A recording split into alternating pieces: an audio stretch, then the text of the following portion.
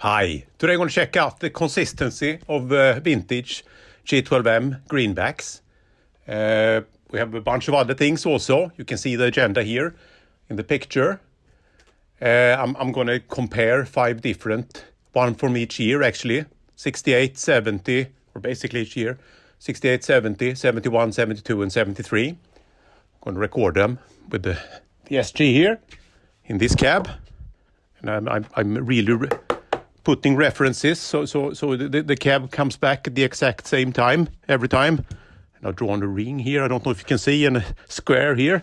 So it will really make sure that it's exactly the same each time. I'm discussing the cab at the end and the recording setup for the upcoming big Greenback clone or issue videos. Discussing that and asking you for feedback, how you would like to see that. But before we come to this, I want to comment on the question that I posted to Celestion in a video.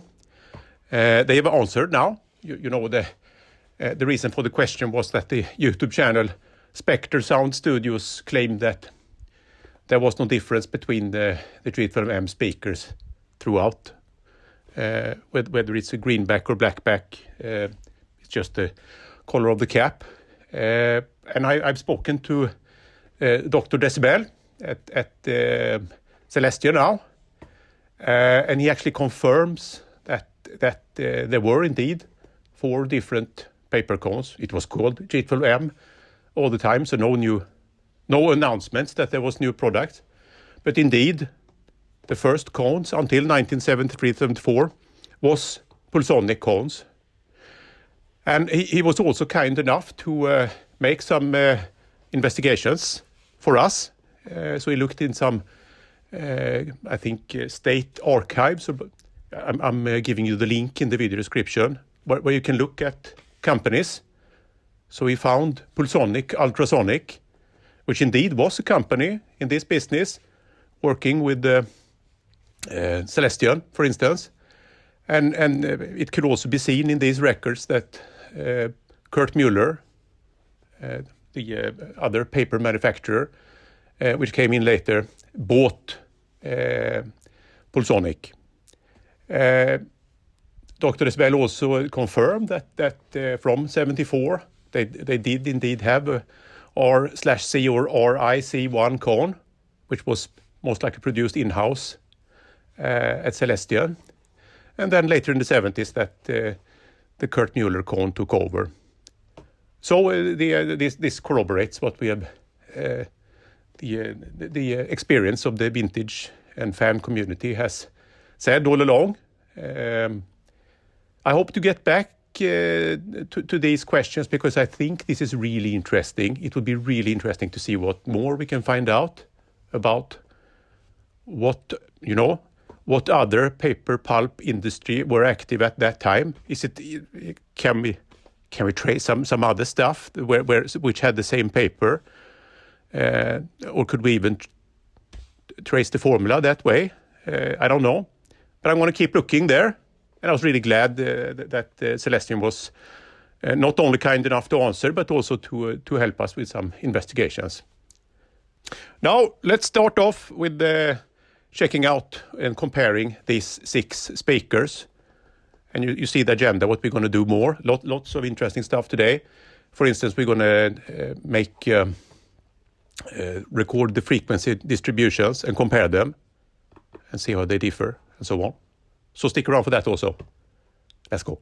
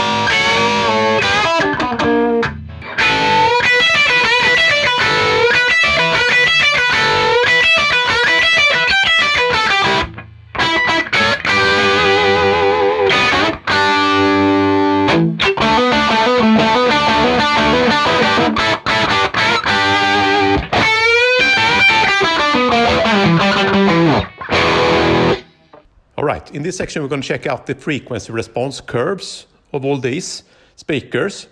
And I'm going to present that by comparing each and every one with the 72. And the reason for that is that 72 is the brightest one. I think it's the most healthy one. You know, when you push the cone, is the springiest. You know, the one that offers the most resistance. Probably the one that has deteriorated the least and sounds the most like it did when these were new. I didn't like it the best of all, but I think it's the best reference. So let's have a look at 72 and 73 here. 72 is green at all times. You can see that the upper mids here from 4 to 6K is much brighter on the 73, or not much brighter. I think you can see here you have to boost 3 dB, and that's no problem. You can do that in post with EQ and achieve that without any phase problems. Otherwise, you can see it's that kind of you can see curve here. The curve that takes 73 to 72 is really straight apart from this. Let's look at the next. And here you have 71, and you can see it's the curve is very straight, very similar, but it has also deteriorated a bit, so it lacks these higher frequencies here. And here you have to boost a bit more. You can see you have to boost as much as 6 dB here, and then it in post, and then that kind of EQing can be heard. It will deteriorate the sound. Otherwise, it's a very straight curve here, so they're very similar. Then we have the 70. You have to boost a bit here as well. 4.5 could be okay. Otherwise, pretty straight and pretty similar. How about the 68? Here we have the 68. Well, here we have to boost a bit as well at the top to sound like the 72. But besides that, they're really similar. Now, in the upcoming videos with all the 15-ish new Greenback clones and reissues that I'm going to compare to the originals, I'm going to do the same thing. I'm going to measure the response curve for these originals and then for the reissues.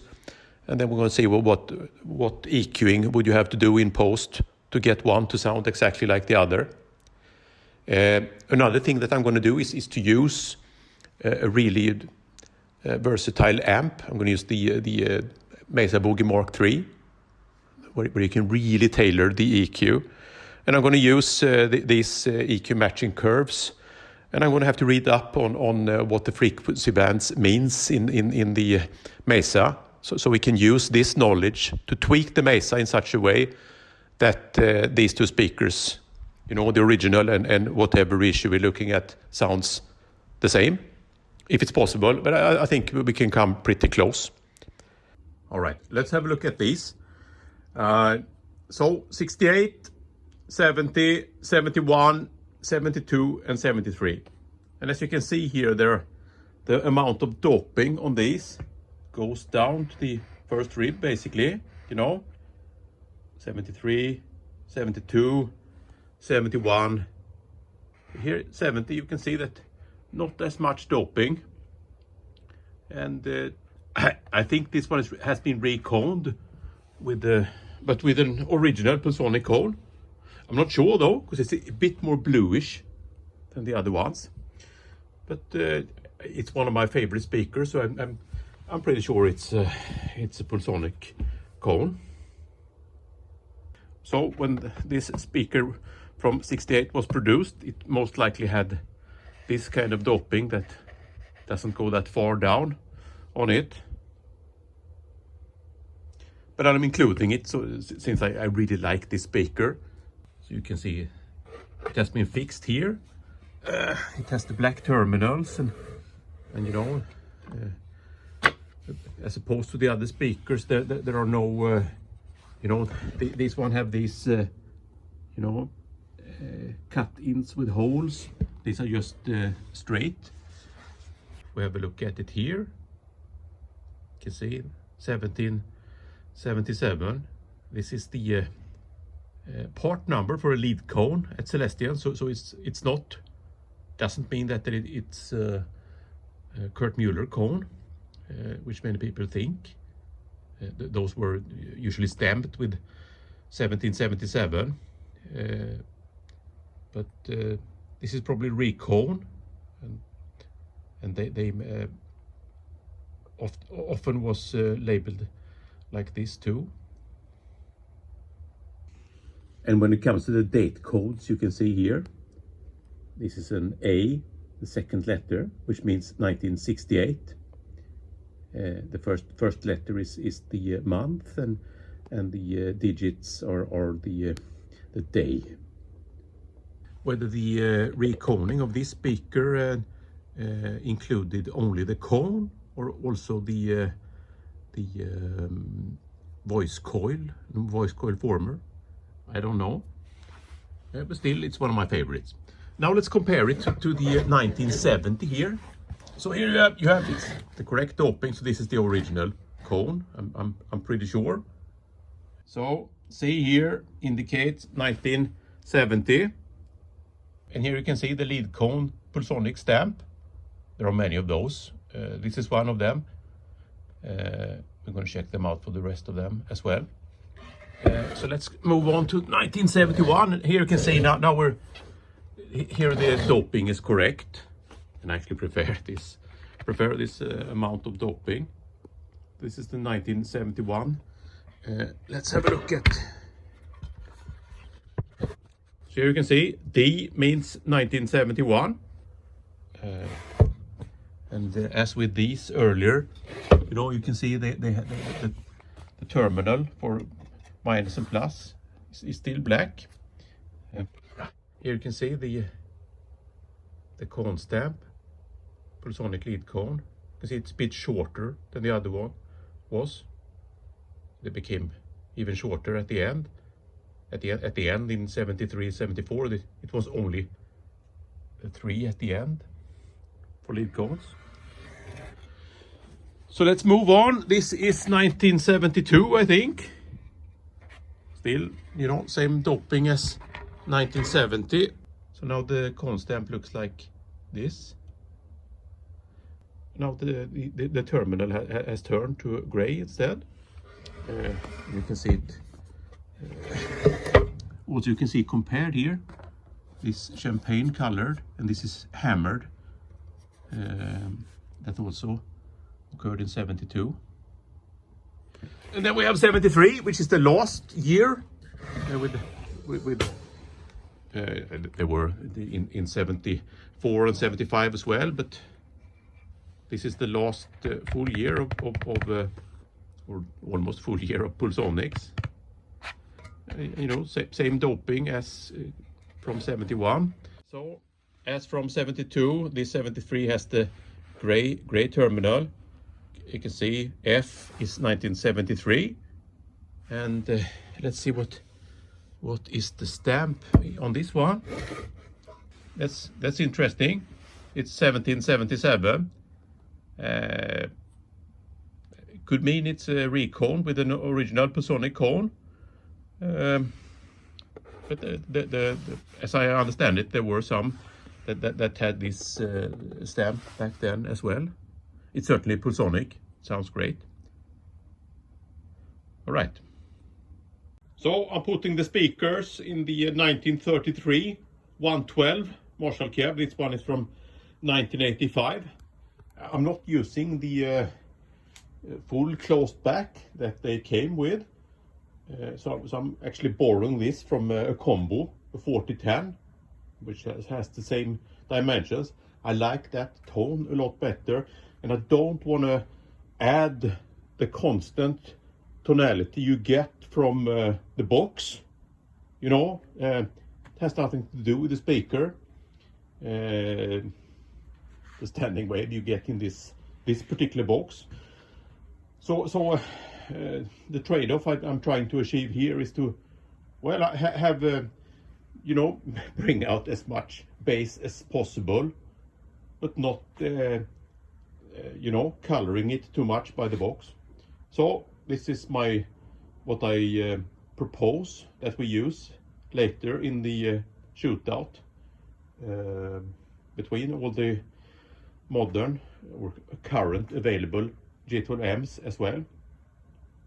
So, and this, if we, I can see it, and since 1985 or maybe 86, the grill cloth has faded over time into a brown.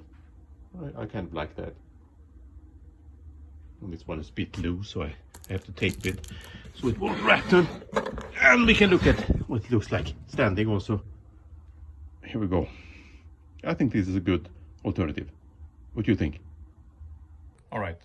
So here you can see the speaker is a bit offset to the right in this cab. So the SM57 is pointing at where the dust cap meets the cone, a bit to the right, actually. And I think the MD421 is pointing where the first rib is at. I use all EQ knobs on 5, and then I blend or jumper the two channels. So 4 on high and 6 on normal. I'm using the high output, so 20 watt. I'm knocking off 3 dB with a power brake, using the SG, and I'm resoldering them, resoldering the terminals on the speakers each time, which is quite tedious.